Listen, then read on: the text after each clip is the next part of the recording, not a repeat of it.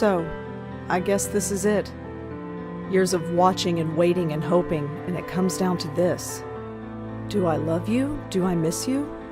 I don't know for sure, I hardly know you. But you're the closest thing to family I've got, and I suppose that's something. Goodbye, Auntie. Wherever you are.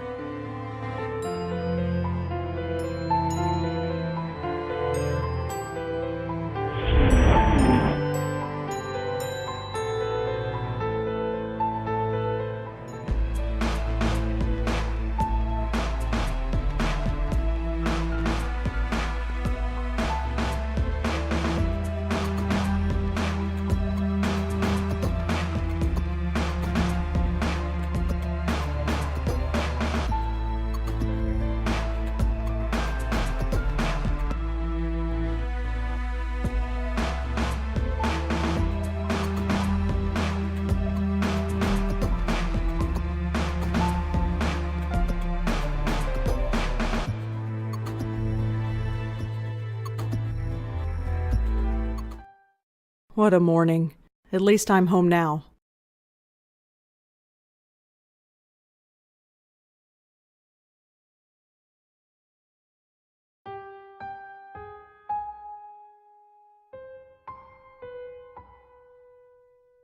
Hi there. Hi? So who are you visiting today? Huh? Seriously, who are you here to see? I can't let you in unless you tell me. I live here? No, you don't. I know everybody in the building. I don't know you. Who the hell are you? Jim Burdo. All right. Jim. Where's the regular doorman? Geez, where have you been? He's on strike. He's what? Strike. All the building servicemen in the city are doing it. Union rules or something. I stepped in to help because I know everybody. How come nobody told me? Notices were posted all over the building. I put them up myself. If you lived here, you'd have seen them. Who pays attention to things like that? Well, that's not my problem. Really, I live here. Nice try. I know everyone in this building, and I don't know you. I've lived here for 5 years. Then how come I've never seen you before? I have no idea. Doesn't matter. If you lived here, I'd know you. That's all there is to it. Listen, I really live here. 4th floor, number 4E. 4E. Isn't that apartment empty? No! I live there, and I want to go there. Thank you very much. Oh, maybe you're telling the truth. He sees reason, thank God. Do you have any ID? A driver's license or something? Yes, I have a driver's license. It's upstairs. In my desk drawer. Crap. Come on, this is New York. Who actually drives? True, but I still can't let you in unless you prove you live here.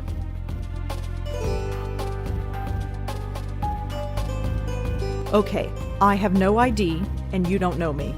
What can I do to prove that I live here? Well, can anyone in the building vouch for you? I'm not sure. I mean, I don't really know anybody here. How long have you lived here again? Be quiet. Not all of us are social butterflies. Okay, whatever. Hey, what about Nishanti Sharma? He could vouch for you. Who is this Nish? Nishanti Sharma. She lives in 4F. You know, right next door to 4E. You really don't get out much, do you? Your point? Nothing, but I'm sure she could vouch for you. Great, call her up. She's not here. Of course she isn't. So I gotta wait here all day for her. You might have to. Although, she usually goes to Washington Square Park in the mornings. You could look for her there. Please, I've had a really tough morning. I need to get home. Sorry, lady, rules are rules. How long is this strike going to last? I don't know. Could be a couple hours or a couple days, depending on whether they reach a settlement or not. I don't know the details. I have my apartment key. Will that do? Sorry, no. That could be any key. Well, let's go upstairs and see if it works. And leave the door unattended? Can't do it. Sorry.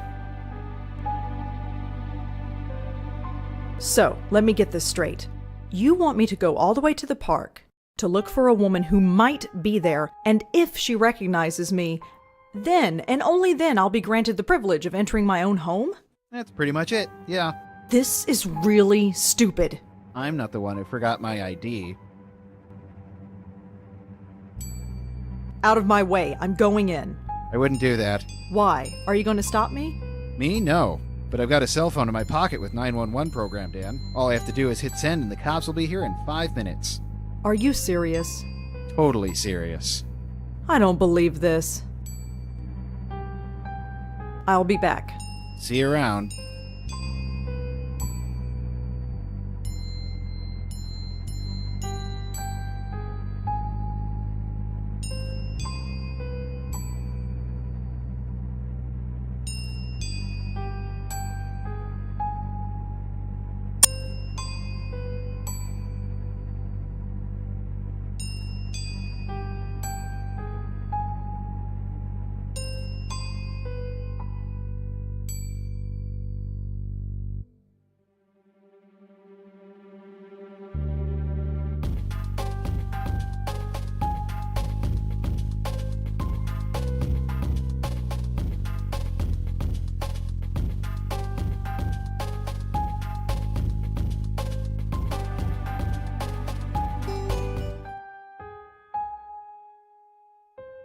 There are bars over the windows. I'm not getting in that way.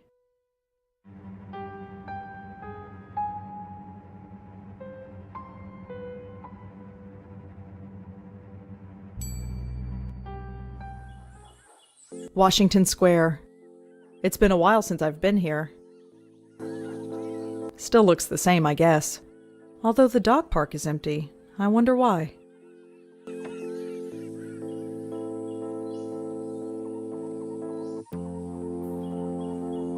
The dog park is empty.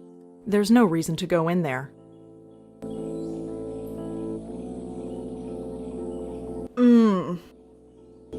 Now I'm getting a stress headache. I need to get home.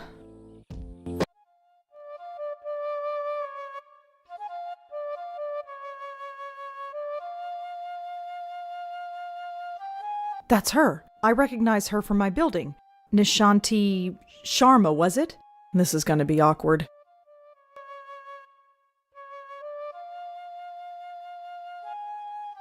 That's Nishanti Sharma, my next-door neighbor, apparently.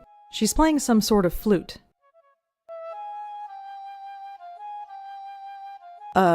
Excuse? I can't do it. I can't just barge up to her. Not in front of all those people. They're all staring. I don't think so. I'm not untying the dog's leash. Nishanti would kill me.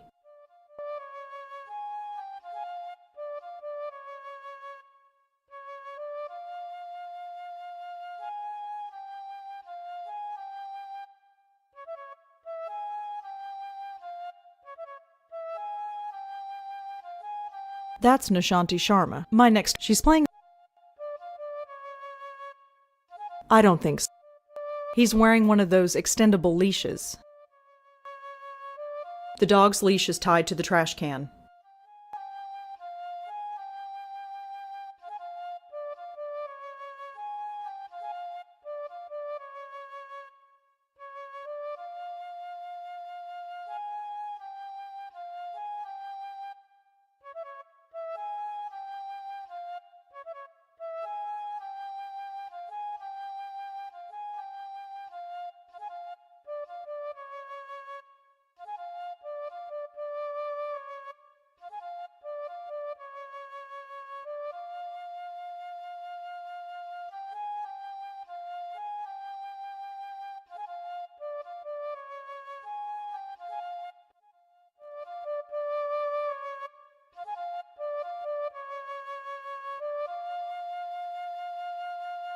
He's wearing one of those.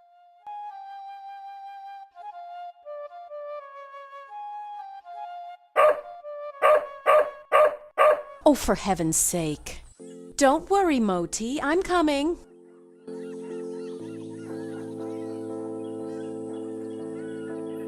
There, all better. I can't take you anywhere, can I? Oh, it's you. The lady next door. Yeah, hi. Rhonda, isn't it? No, Rosangela. Well, Rosangela. I hope my friend here hasn't been giving you any trouble. That's a cute dog you've got. Isn't he just? Normally he behaves, but he seems to have taken a shine to you. Oh, great. Anyway, I don't think we've formally met. I'm Nishanti. Rosangela. So you said. Oh, right. Yes? I have a strange favor to ask. Go ahead and ask. What are neighbors for? You know that building servicemen strike? Yes. Jim Burdo is covering, isn't he? Yeah, that's the problem, see. He doesn't recognize me. Oh? Oh. So you need me to vouch for you? Yeah, I know this is pretty stupid. Don't worry about it. Moti is getting a little cranky anyway. Let's get you home. Thanks.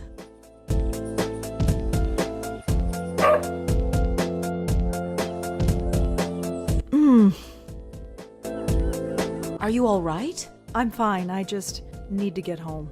All right. Let's keep walking.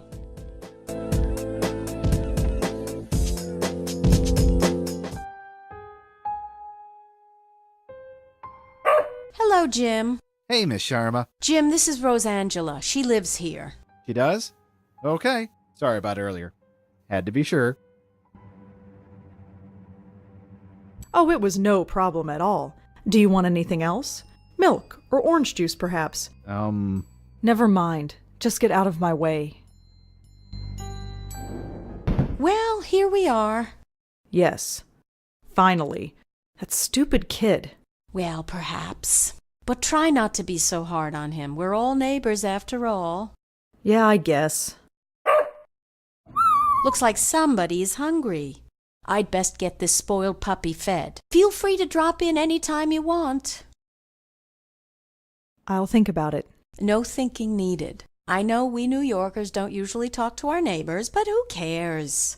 The city can be a lonely place, especially when you live alone. I've got Moti. Who do you have? Oh, I have 3 great roommates. Oh? Yes, their names are me, myself, and I. It's a joke. Yeah, I get it. Very funny. I'm sure you're fine. Although your episode in the park tells me otherwise. And your eyes. Well, let's just say the offer stands. Sure. You go home now. We'll see each other soon, Rosangela, I'm sure. Hey. Yes? You can call me Rosa, if you like. Rosangela's kind of a mouthful, you know. All right, Rosa. You have a good day now. What a strange lady.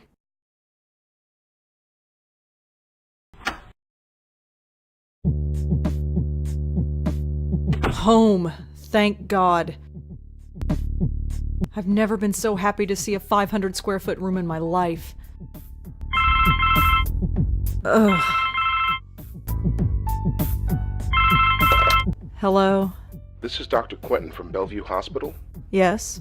I was your aunt's primary care physician. Did you receive my letter? Yes, I received it. I haven't had the time to come by, though. That's all right. I'm sure you're busy. However, should you find the time today, my entire schedule is free.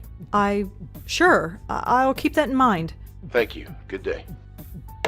If I don't visit him, he's just going to keep bothering me. I suppose I should just get it over with.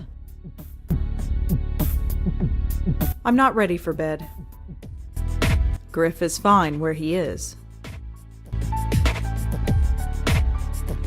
I am just feeling so uninspired today. Maybe tomorrow I'll feel up to it. But today, it's just not happening.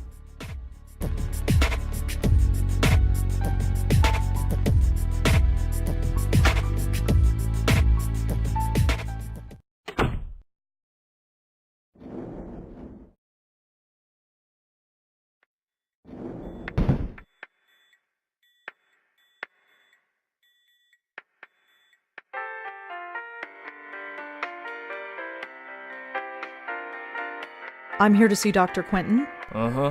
Is he expecting you? I've got this letter right here. Okay, looks legit. Go right in. His name's on the door, you can't miss it. Thanks.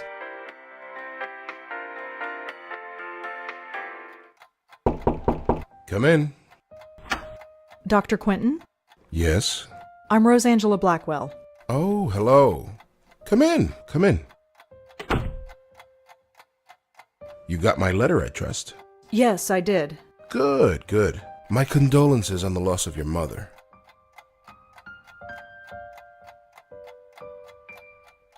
Thanks, but she was my aunt, not my mother. Ah, quite right, quite right. So you wanted to talk to me about something? Yes, yes, I did. But before we go into that, how are you holding up? I'm fine. That's good to hear. You received the ashes? Yes, I scattered them this morning. I imagine you must miss her. To be honest, I'm not sure what to feel. It's not like I knew her, or even remember her from before. She's like a stranger. So why did you make it a point of visiting her all those years? She was the only family I had. I guess I felt an obligation, like I had to. And now that you don't have to? What do you want me to say? Auntie's dead, life goes on. So you'll just keep living, is that it? Yes. Keep writing your little book reviews in the paper, right? You know about those?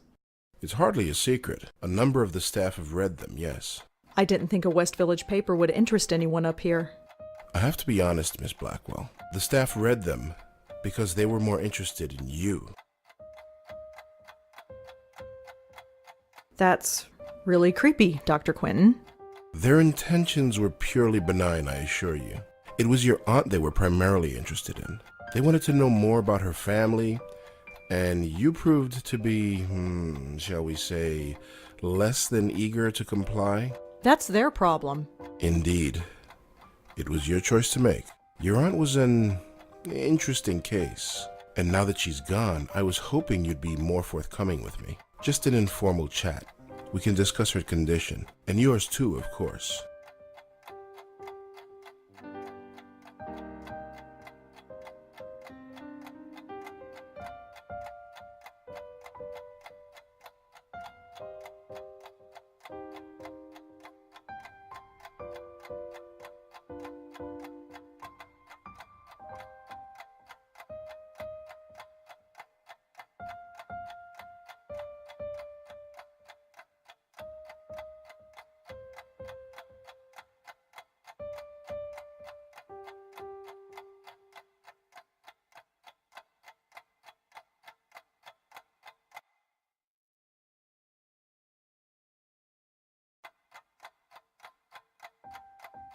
You never could find out what was wrong with her, huh? No, we didn't.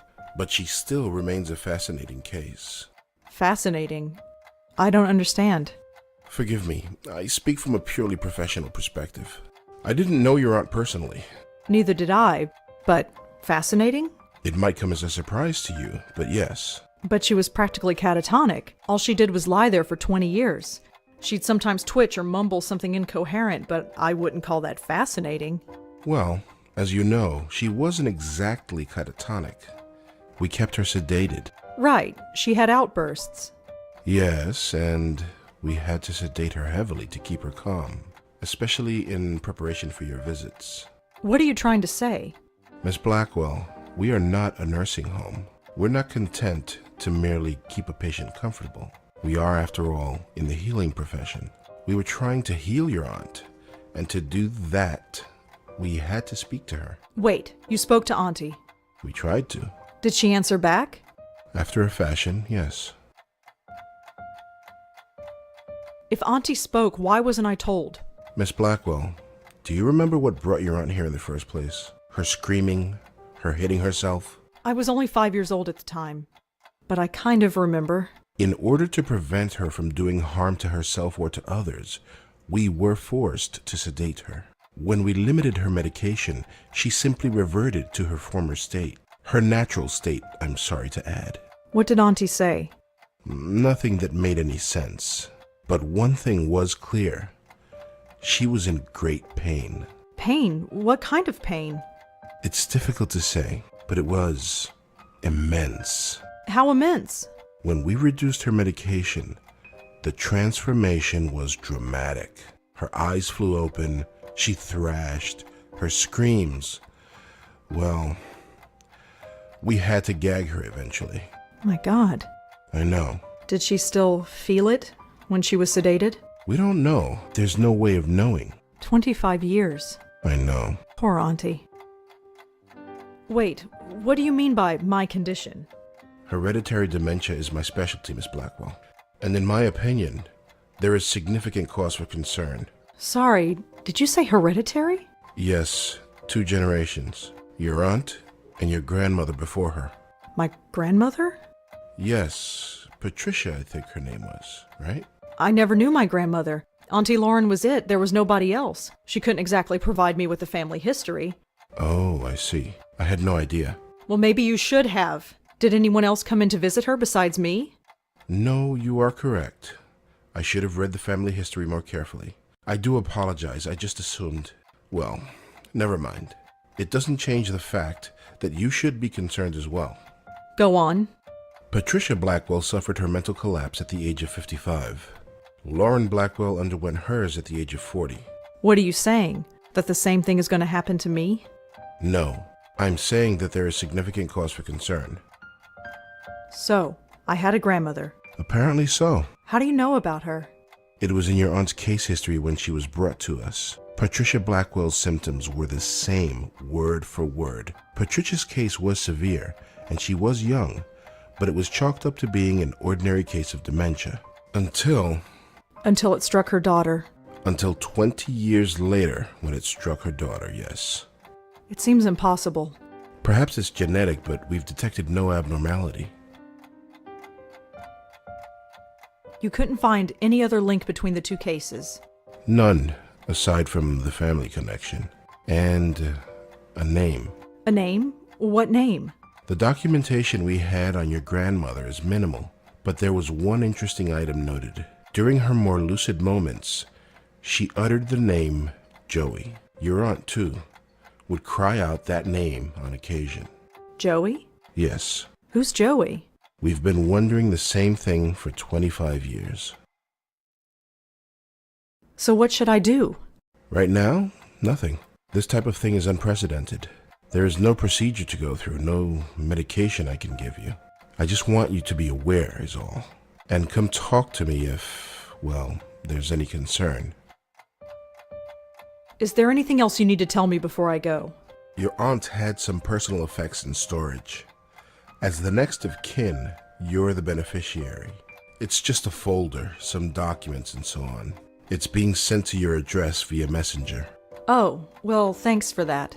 It's no problem at all. Goodbye, Miss Blackwell. My schedule is fairly open now, so feel free to drop in anytime. I'm always happy to discuss my favorite patient. Sure.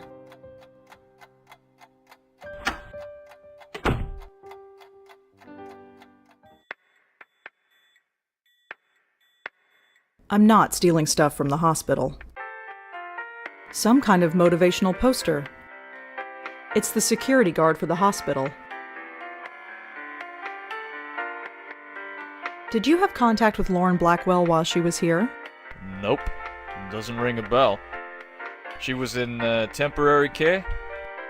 No, she was in long-term. That's a whole different floor. This is the floor for temp patients. I see. So what exactly happens here on the temporary ward? It's just that. Temporary. Most insurance plans only cover a 2-week stay, so this floor is designed for a high turnover rate. That's why the doctor's offices are usually down here. They need to be on hand when new patients arrive. What's with the lights? Hey, old buildings, you know? Always got problems.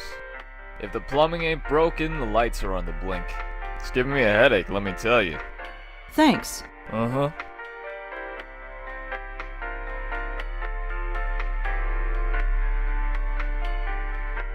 Looks like an internal phone, for paging doctors or patients, I guess. I don't have anyone to call.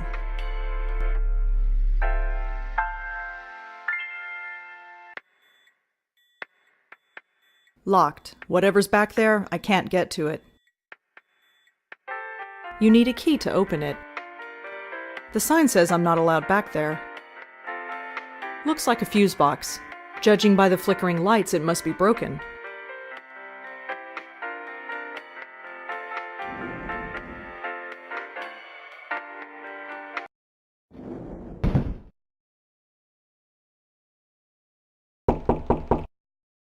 Come in.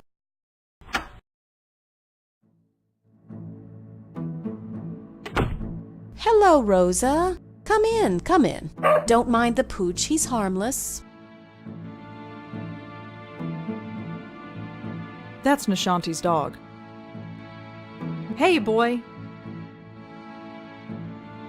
Hi, dog. His name is Moti. Right. Moti. See ya. Someone wants a treat, eh? Go get it.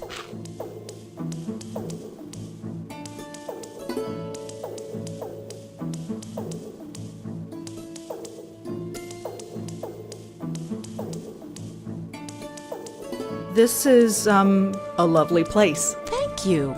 Not the biggest place, but fine for Moti and me. So, you play the flute, huh? Yes, I play the flute. It's called a bansuri. What about you? Do you play an instrument? Me? No, I can hardly play the kazoo. Let's see. You strike me as being creatively inclined. Are you a painter? A writer? Well, I'm trying to be a writer. I knew it. Anything published? Nothing really, aside from book reviews in the Village Eye. Village Eye? You mean that little paper they sell at the stand? You've read it? I've seen it around, but I've never actually read it. Perhaps I will the next time I see it. That dog is adorable. Moti? He's spoiled rotten, but he's good company. He's taken quite a shine to you, that's for sure. Huh, yeah. Usually I'm not good with animals. You never had a childhood pet? A pet? No, I had a teddy bear. Well, you probably had the right idea. Moti's a little thing, but you wouldn't know it from the amount he eats.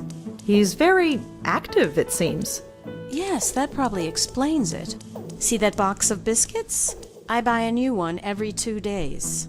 Moti doesn't have a stomach. He has a black hole that sucks in food. Feel free to give him one if you like.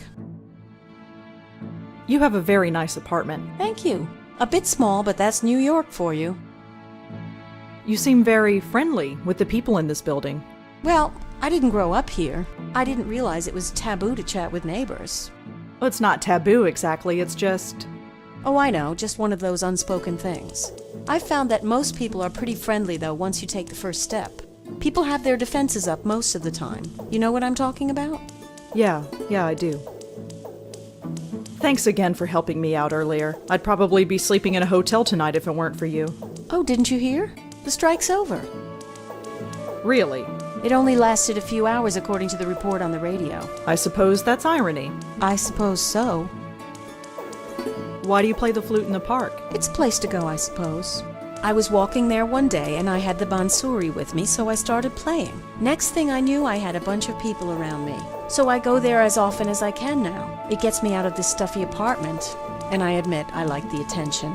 Plus, Moti loves the dog run there. Well, he did until they closed it down. Why did they close down the dog run?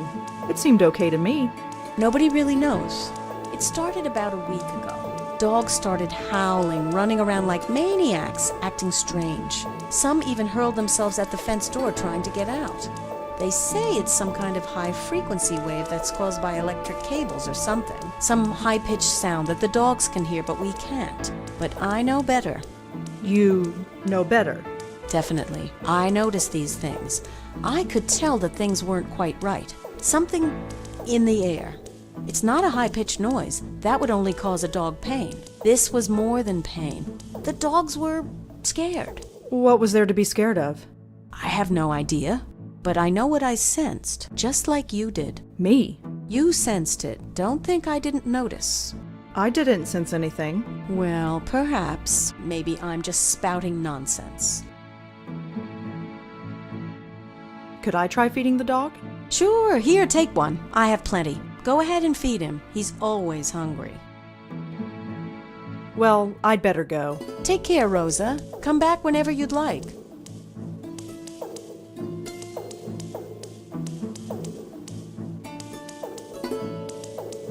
Come here, boy. What do I do now? Just say, go get it. He'll do the rest. Go get it. See ya. You know I spoil you. Go get it.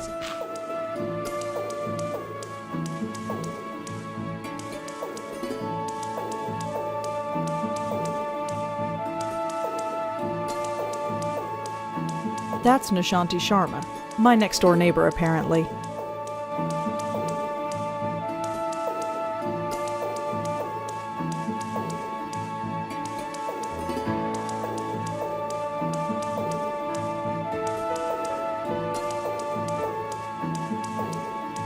You know I spoil you.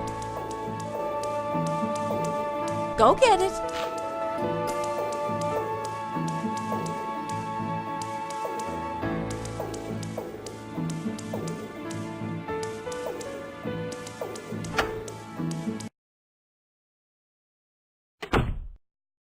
I'm not knocking on some stranger's door.